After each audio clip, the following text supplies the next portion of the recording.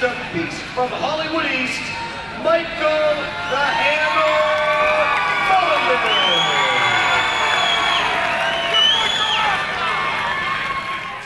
Hey folks, Michael the Hammer Mulligan here with my boy Shane the Future Mulligan. What's up, Shane? Not much.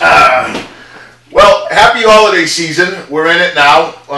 Thanksgiving's come and gone. We're working our way through Christmas. I'd like to do a couple thank yous on behalf of me and Shane and the staff, everybody that helps me out with the show here. First, I'd like to thank Pack TV, the one that took a shot on us originally. We've been working with them for a while now, and it really works good. Mom, of course, the boss, the lady that produces the show and takes care of me and makes sure that all this footage gets bleeped where it needs to be bleeped and really puts it together for us. Another one I'd like to thank is CCAT, that's Carver Community Television. We've been with Carver for a little while now. Thank you very much for having us on your show, and thank you to the Carver residents for, hopefully enjoying us. Yeah, hopefully. All right. Also, WCTV, Wareham Community Cable Television. Thank you to you guys. We've been with you for a while also, and yeah, it's a pleasure. It's we have a lot of fighters in the school, Cape Cod Fighting Alliances in Wareham, along with several other schools. So it's nice that we're able to air in an area where there are a lot of people that enjoy the sport. Our newest member is BCTV, which is Bourne Community Television. Which is nice for us because we're originally from Plymouth, Massachusetts, where my parents still live, and now we live on Hard Knocks Hollow out here off ahead of the Bay Road. So this show is actually coming to you from Bourne, Massachusetts. So thank you for having us, Bourne TV, and we'll do you right. So Shaney, give me a little update on what's been going on with you. You had a couple injuries, and but you're moving on. Yeah, so I started out with my knee injury, training for a fight. I recovered with that. I was great. I was jumping right into another training camp, and happened to be working with one of my training partners, and just doing a basic move. We went down, and I landed right on my shoulder, and we heard a pop, and my arm went numb, and turns out I tore my my labrum in my shoulder. So after 6 weeks of doing PT and all that good stuff, I still wasn't completely satisfied with it. I didn't have a full range of motion or anything, so we decided to go with the original plan, which is technically a backup plan for my career, seeing as you can't fight forever. So I'm out there right now at Cape Cod Community College taking EMT courses. I plan on getting my EMTs and going for my paramedics, so hopefully soon enough becoming a Bourne Fire Department, or firefighter. There we go. His brother Jake is a Bourne police officer, so we'll be well protected in the Bourne area. That's a good thing. All right, so what is your plan? So we are kind of scheduling his he graduates from his EMT stuff in Cape Cod at January 15th. January 15th should be the last class. Yeah, and then you're busting into a serious fight camp. I'm going into a fight camp right after that. There's a guy, Pat McCrohan. He's 3-0 right now, I believe. He's a tough kid. We've seen him fight a few times. He's a pretty good wrestler. Yeah, he's the instructor. He's the coach for the what's the name of the school? Johnson Wales University. So we hear. We're not quite sure on that, but yeah. But he's on a good streak. He's on a 3-0 streak. That's who Shane was supposed to fight 2 fights ago. You know, the kid was 1-0. Shane was supposed to fight him, but that's when he blew his shoulder out. So now it's going to be back. Now I believe Michael Polvea is going to put the two of them in the cage for a title bout for the amateur 185 title. Yep. And you know, it at first kind of seemed like he was the underdog. There was kind of skepticism about the fight. They were saying, oh, he's too inexperienced and everything, and he was 1-0, I'm only 2-0. But now he's 3-0, he's coming down to fight me at Plymouth Memorial Hall where I'm from, so this is a good fight for me, and I honestly have a lot to prove, especially coming back from 2 injuries, so it's not only to prove to everyone in Plymouth, including my training partners, but to myself. Most importantly. Yeah, most importantly to myself for just coming back from injuries and proving to myself that it is worth it and I can do it. So. And a lot of people wanted him to take an easier fight because Pat is a force to be reckoned with now. He's a 3-0 fighter now. Before he was a 1-0 fighter. He finished his opponents. He's a force in the sport now. So they wanted Shady to take an easier opponent, a sandbagger, I guess we'll call him, to come back in the cage. But Shane wouldn't have nothing to do with it. He's, oh, no, I want Pat. And Pat's been asking for him as well. Pat keeps asking Mike Pulver, can I get Shane? Will Shane fight me? So I think the two of them, and it's not a mean thing. Nobody hates each other. It's just a mutual respect. They just both want their shot at each other, I think. Yeah, I think, at first I could see why he'd want to fight me because I was ranked up higher on the list. That doesn't really matter, but I think just seeing how well I was doing and being able to beat me would also prove that he's able to hold his own. But now I think the tables have turned, in my opinion. I feel like I have something to prove to everyone and myself, so this is very good for me. So there we go, folks. Thanks for coming to another Fireside Chat. We're going to move on to our guest. Shady, thanks for stepping in. Boom. All right. Hey folks, Michael the Hammer Mulligan. I'm here with my buddy Dan Bonnell. Dan's going to be our guest next week on our next episode of Fireside. So we got a couple minutes to kill, and I wanted to talk to Dan a little bit. He's got a fight call-out kind of. What do you got going on? Well, I got a call from Rick Hahn the other night, and Titan FC's having a hard time finding him an opponent. And now, Rick Hahn's been like one Bellator. He's an amazing fighter, and anybody that would like to advance their career would be stupid not to take this. Yeah, and that's the problem is, for him to be calling me, it's like a last resort, for sure. Who am I? I'm just the media, but I'm a friend of his, a training partner, and he called. He's like, yeah, if there's anybody and I actually spent a good amount of time last night making phone calls to several of the fighters in New England. Sure. What's his weight? What's Rick's weight? He's 155 pounds. He's one of the top fighters in the world. Okay, now at 155 pounds in this area, who could you find? Who would you suggest would be the man to fight Rick Hahn? Man, I called every top guy. I looked at my own rankings from 45, 55, even 70 if they wanted to meet at like a 60, 65 catch weight. Yep. I went all the way to, and the one guy that may take it, I went all the way down to 135 pounds. The number one ranked guy, Pedro Gonzalez, has said that he would take it. However, right now they're in negotiation, so they're trying to work something out money-wise because Pedro's had a pretty successful career recently. Sure. And with his lion fights, he does get paid well, so I know that he's kind of looking for a... He's looking for a payday. He wants a payday, but he also wants... Because that's no joke for him. He's a 135, and Rick Hahn's the best judo 150 MMA guy out there. He's an Olympian as well. Yeah, so exactly. I understand what we're asking here, but you got to look at it like if you're trying to take that jump to the next level, and it's 19 days notice, you go and you fight Rick Hahn, and let's say you just put on a good showing. You fought Rick Hahn. They're going to give you another fight. This is Titan FC. There's shows on CBS. They're going to give you another fight. Why aren't these people just diving at So I'll ask one more time, but at Rick Hahn's weight class, is there anybody out there that you can look and point right now and just say, why don't you fight Rick Hahn? Why aren't you jumping in this? What guys out there that you know that have been busting their butts, really good fighters, at that weight class that you think should go ahead and take the shot? I want to see guys like Josh LaBerge, Josh would be nice. Saul Almeida, Rodrigo Almeida, Calvin Ryan. I can't remember his last name. Shoot. All right, keep going. But there's a slew of guys that, and I went down to Frank Forz is another guy. But forget camp.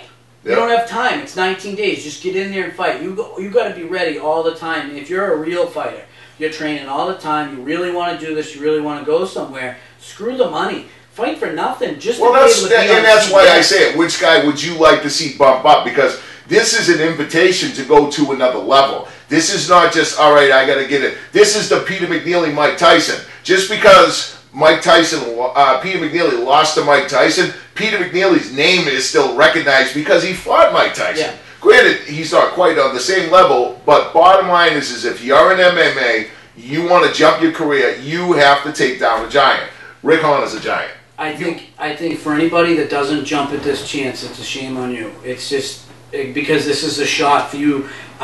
Listen, I know what I'm asking. It's Rick Hahn, but I'm not asking. I'm just trying to help a guy out because I'm the media. Yeah. But why wouldn't you want to go out there and just fight him? Give it everything you got. God knows you might throw a spinning back kick and catch him in the chin, and he goes out. What happens if you just give him hell for 3 rounds and you make a decision? You might be the next big. Look at on the same card, Des Green beat Miguel Torres. Yep. And now he's fighting for the title. You just never know. Yes, you just never know. Exactly. And he threw an uppercut and knocked Miguel out. Miguel Torres was considered the #1 ranked guy in the world at one time. Des didn't care. Yep. You know, and Des was cut from Bellator, went over to Titan, instant title shot. So there you go, folks. All right, our time on this show is going to be up. We're going to put this on. Dan, I look forward to seeing you next week. Thank you very much for stopping in. And, folks, if you want a shot, there it is. 150s. Thanks for coming to another Fireside Chat with Michael the Hammer Mulligan and Dan Bonnell. Hey, folks, Michael the Hammer Mulligan. I'm here today with John Polar Bear Herring. What's up, John? How you doing? Awesome. Good to see you. Now, John's a little smarter than most of us because he don't get into a cage. He gets on the mats and he grapples. How long have you been training in jiu-jitsu? I was thinking about that on the way over here. I'm almost 8.5 years. Now, what inspired you to start doing this sport? Well, I did back home in Pennsylvania when I lived there. I trained Kung Fu for 9 years. Kidding. I achieved a black belt in Kung Fu. I ended up moving here, and I was about 305 pounds, smoking and drinking, and I missed it. I missed doing something. Yeah. So I was working at the Chatham Squire at the time, and I was a bouncer besides being a teacher. And Pete Chassie, who was a bartender there, was actually training at the dungeon when it was in John's house. Oh, nice. So that's John. John Burke. John Burke, right. I remember him from Christian. So they got. So I got started down there with those guys. Will Elliott was down there. Jesse Sullivan, Jimmy Oliver. Yeah. All those guys. I lost a ton of weight right off the bat. And I just started to love it. It was something that was more challenging the first 2 weeks to say that I'd even stick with it. Right. Because I'd go home laying face down on my bed, and my wife said I'd be laid out and just kind of grunting like this is the most awful thing. But I dropped slamming bananas 70 pounds off the bat, and then I just kept going with it. I had a little hiatus, and then I met Banana, and the rest is history now. Nice. Now I see you all the time doing competitions. Yeah. Is that to keep you interested in the sport? It was. I mean, for a while, it was kind of like an obsession, like I got to be good, and it was kind of like when I used to do Kung Fu, I got to a point where I won different organizations, like titles for the year. Sure. I always loved that, but I always tell the story of my father when I was doing Kung Fu, I wasn't winning at all. And my father said to me one day, maybe you're just not cut out for it.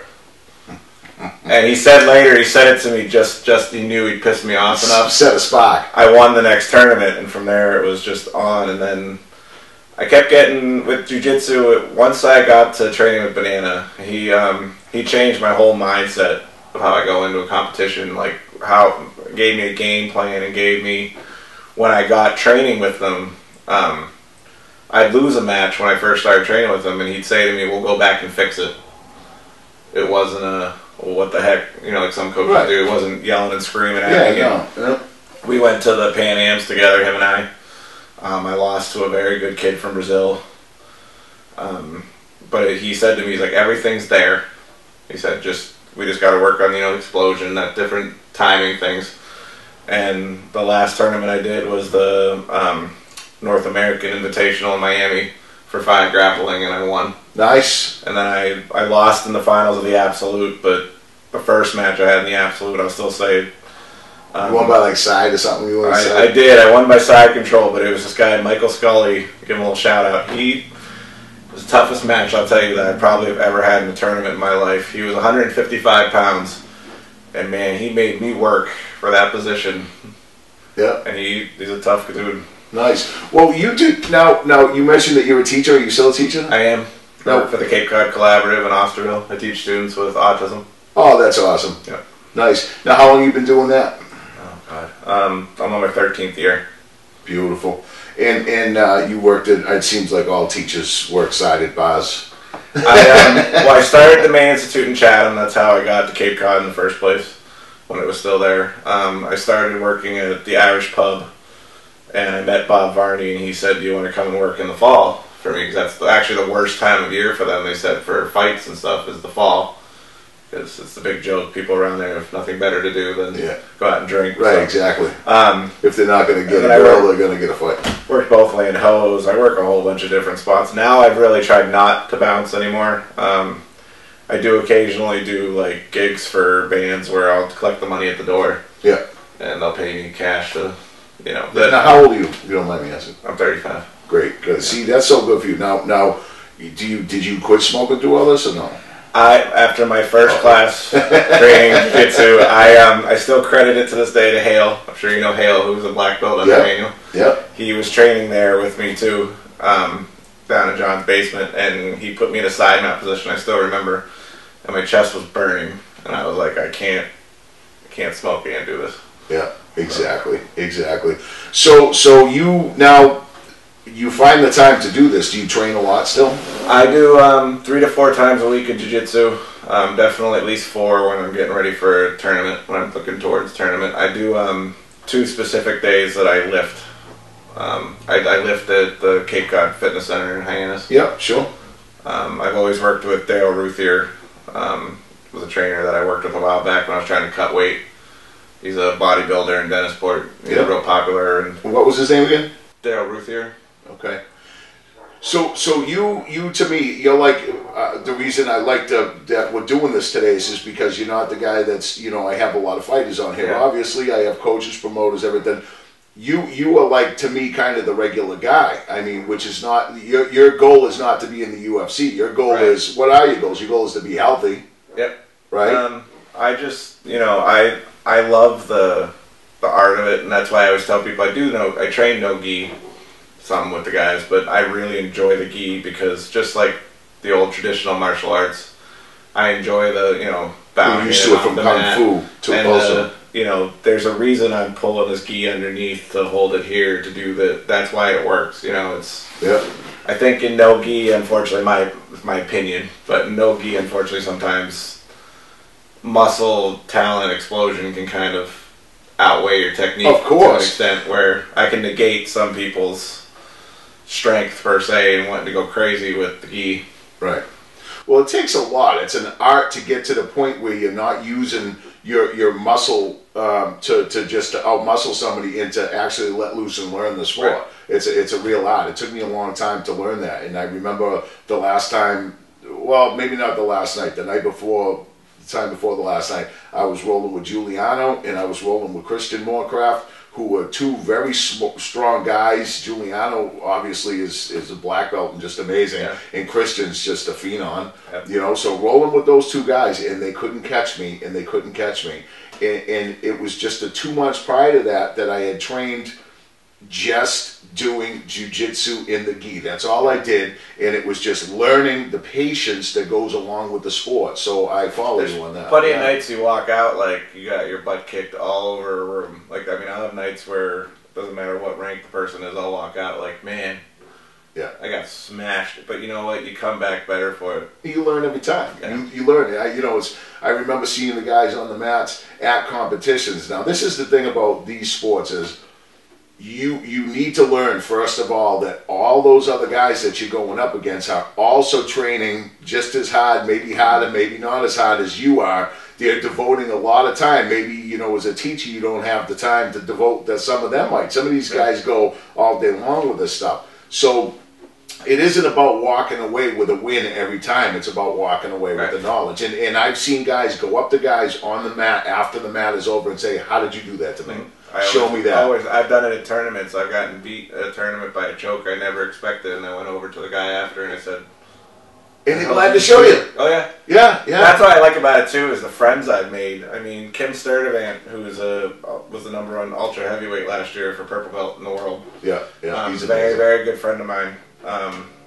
That 5 grappling, we coached each other. Yeah.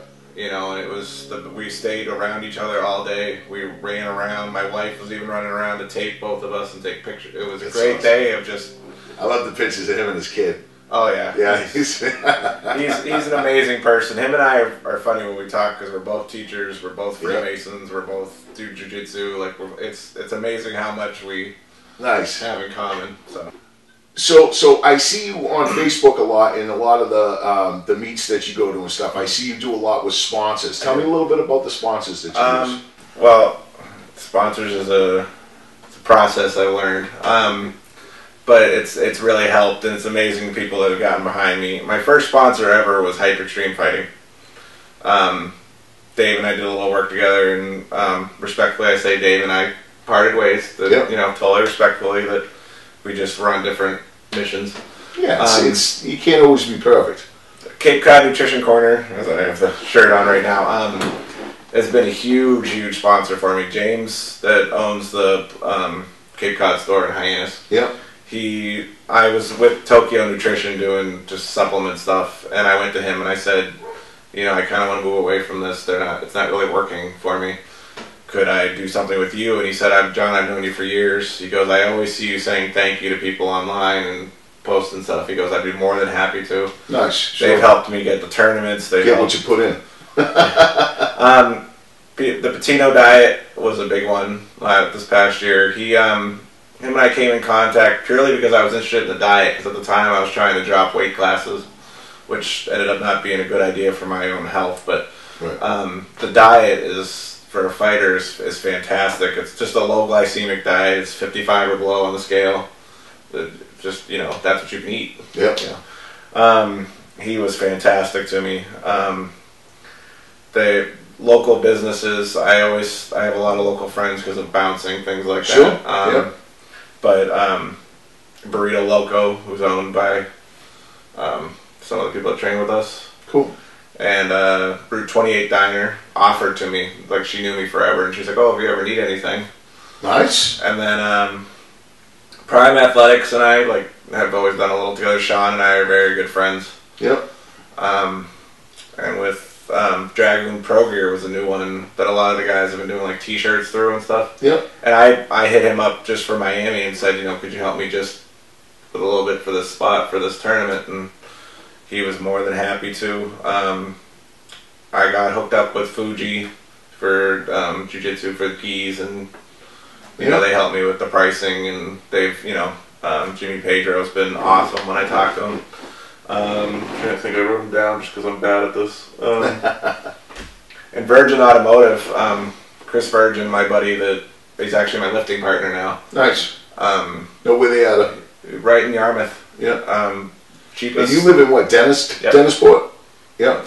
Nice. He's always been a real good friend of mine. I got hooked up with him to fix my car a couple times, and he's saved so much money. He's a local businessman. Yeah.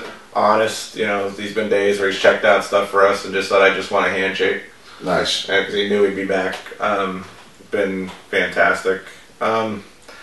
If you look at the shirts I've done before, you'd see there's millions of people that I want to. Sure, yeah. But I mean, it's one of those things I've learned that it's not so much selling a product for somebody.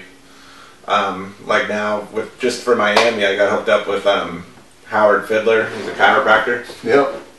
You need that every once in a while. Well, he's in like Missouri, Michigan area up there. Yep. But he also is a distributor of the X-Ion X bracelets, which I'm not real good with the explanation, but it deals with the ion force like in your body. It helps with recovery, things like that, balance. That's something I just got set up with him, so him and I are working out. Cool. Things, but he's been huge, and he, like, during the Miami tournament when I won, he friend requested my wife so he could make sure he got all the pictures and was sending messages, and huge.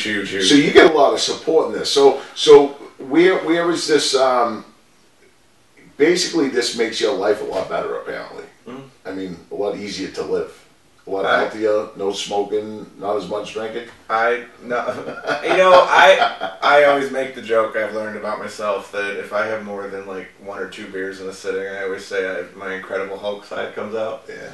Because I'll be all good, and then somebody will say something, and I get that look of, you know, and it's I I think the scarier part now is I start to think to myself, man, I could hit them with a double leg and they'd be down, and you know, I don't want to do that. So I haven't drank in about 20 years, so yeah, I have one occasionally, but nothing. Yeah, that's good. That's good. So what next? Do you have any tournaments coming up? I actually have decided, with just receiving my brown belt after the Miami. Oh, congratulations! Thank you. When did you get that? Monday night. Oh right my after God, the that's tournament. awesome. Who presented you that? It was actually Daniel was there. Daniel Gracie? Banana, Loco. Oh man, that's huge. Chris Eldridge, everybody was there. It was the night Dave Cody got his black belt. Oh, no way. Eder got his black belt. Good job, Dave.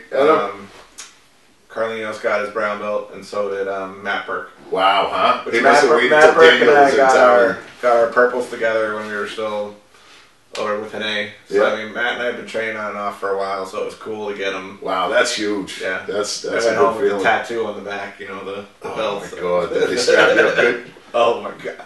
I have a video online. I'll show you sometime. Yeah. Is it on your Facebook? Oh yeah.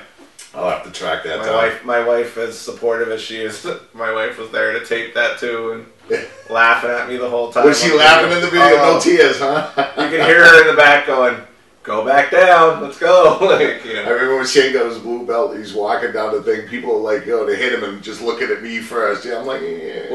Well, Cacao was there too, so he was chasing us down. Oh, he's awful. He was still hitting us while the people were. Yeah. I just got off the phone with him. Yeah. He's funny. He's an awesome guy. Yeah. But it's family down there. That's the biggest thing. Well, that's just it. It's a whole lifestyle. It's nice. You get in with a group of people and they treat you nice. Yeah. Well, listen, John, thank you very, very much for coming in. It was a pleasure to have you. I look forward to seeing you. And I'm sorry, we just started saying what you were going to do after you got your brown belt. Yeah, I got my brown belt. Yeah. I decided I'm not going to compete again until March. I did start already looking at, there's 4 tournaments actually I already have on the list to start between March, April, and then a little later. 5 Grappling hasn't played their tournaments yet, and I would really like to do some of theirs again. I really like, there's no advantages in 5 Grappling. Yep. So if somebody can't win just by laying on you. Oh, I got you. Nice. And it was different for me because I was playing such a heavy. So I shouldn't do that one then. You go to pass and they give you the points quick. Yeah. But then if you stay there as soon as you hit that position and hold it, they're going. And if you get 3 penalties, you're out. Oh, no kidding. So I mean, but it's IBJJF. I have. I'm looking at towards hopefully the Chicago Open, Nice. the New York and Boston Opens. At least get there and start getting some points on the board. What was the one that Loco just did? Naga. Local just did not. He came in first place. He did. He won first place. Congratulations. You bum. Cigarette smoking bum. Yeah, so it's exciting right now to see everybody winning and training and all those belts, all that. That's awesome. it's everybody's, Ryan Carroll just got his brown belt, I saw. A couple of the ladies got their blue belts. Yep. Nice. It's really awesome. It's a great sport. It is. Well, again, thanks for coming Fireside with me, and I look forward to seeing you on the mat. Folks, thanks for coming to another Fireside Chat. Michael, the Hammer Mulligan, and the Polar Bear.